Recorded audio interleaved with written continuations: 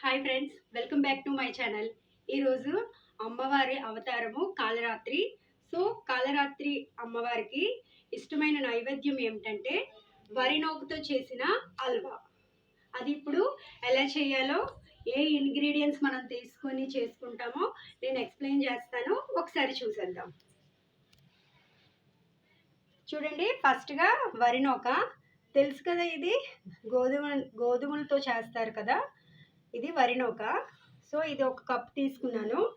ఇంకా జీడిపప్పు, కొంచెం నెయ్యి, బెల్లం తురుము బాగా కద్దుకసిలా చేసేసాను ముక్కలు లేకుండా. నెక్స్ట్ తేజ్పత్తా, అదే బిర్యానీ ఆకు. నెక్స్ట్ కిస్మిస్, నెక్స్ట్ యాలక్కల పౌడర్ అండ్ మిల్క్. సో ఈ ఇంగ్రీడియంట్స్ అన్నీ కలిపేసి నేను అమ్మవారికి వరి నూకతోని చేసిన ప్రసాదం నైవేద్యంగా కాలరాత్రి మాతకి పెడదాం అనుకుంటున్నాను. ఇప్పుడు తయారు చేసే విధానం చూద్దాం రండి.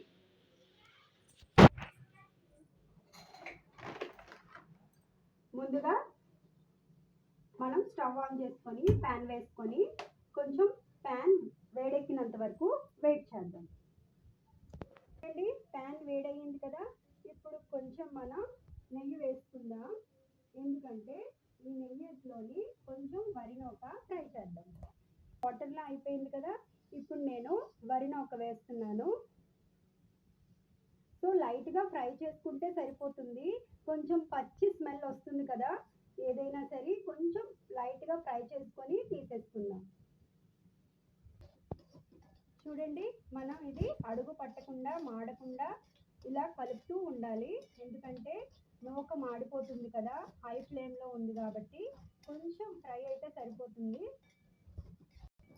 చూసారా, ఫ్రై అయిపోయింది కదా, ఇప్పుడు మనం ఇది ఒక ప్లేట్లోకి తీసేసుకుందాం.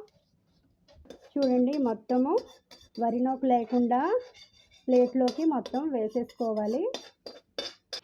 ఇప్పుడు కొంచెం నెయ్యి వేసుకుందాం, ఎందుకంటే జీడిపప్పు కిస్మిస్ కూడా ఫ్రై చేసి తీసేసుకుందాం.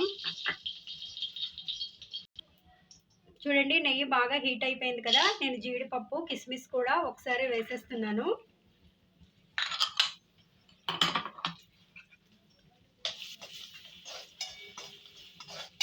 ఇగో చూడండి, ఇవి కూడా ఫ్రై అయిపోయాయి కదా, ఇప్పుడు నేను ఇంకొక బౌల్లోకి తీసేస్తున్నాను. ఇవి అయిపోయిన జీడిపప్పు కిస్మిస్ కూడా తీసేస్తున్నాను. స్టవ్ ఆన్ చేసుకొని పాలు తీసుకున్నాం కదా, మిల్క్ అది వేస్తున్నాను. కొంచెం వాటర్ కూడా వేసుకుంటున్నాను. ఇప్పుడు ఈ పాలు వాటర్ వేసుకున్నాం కదా, అది కొంచెం బాగా మరిగిన తర్వాత మనం వరి నూక వేసుకోవాలి. ఇది కొంచెం ఎసరు వచ్చినట్లా ఉండాలి.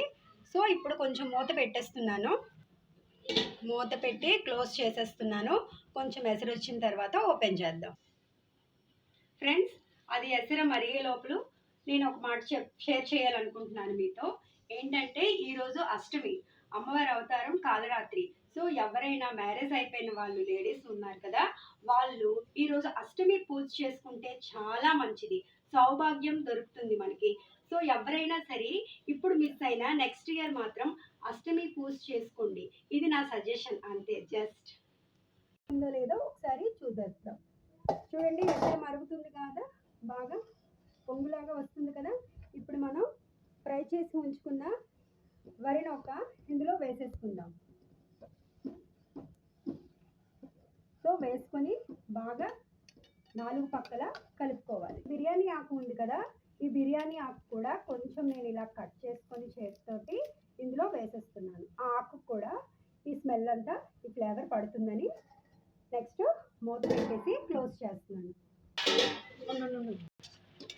ఫ్రెండ్స్ చూడండి, ఇది బాగా ఉడుకుతుంది కదా, ఇంకొంచెం దగ్గరకు అయితే బంద్ చేసేద్దాం, స్టవ్ ఆఫ్ చేసేద్దాం. చూడండి, బాగా దగ్గరకు అయిపోయింది కదా, ఇప్పుడు నేను జీడిపప్పు కిస్మిస్ నెయ్యిలోని ఫ్రై చేశాను కదా, అవి వేసేస్తున్నాను. నెక్స్ట్ యాలక్కి పౌడర్ కూడా వేసేసుకుంటున్నాను. సో ఇప్పుడు బాగా మిక్స్ చేద్దాం.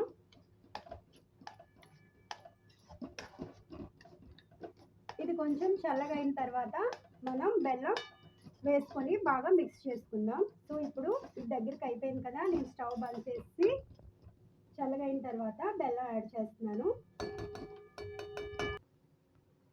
సో మనది వరినొక హల్వా కొంచెం చల్లగా అయ్యే వరకు నేను ఒకటి మీతో మళ్ళీ షేర్ చేసుకోవాలనుకుంటున్నాను.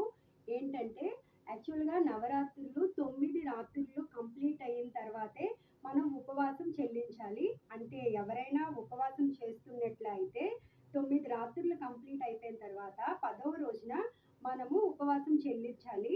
కానీ ఈసారి ఏమైందంటే ఒకే రోజున 2 తిథులు రావడం వల్ల సో 8 రోజులే మనకి నవరాత్రుల్లో కౌంటింగ్లోకి వచ్చాయి. సో మనం 9వ రోజున ప్రసాదం తినేయచ్చు, అంటే ఉపవాసం చెల్లించేయచ్చు.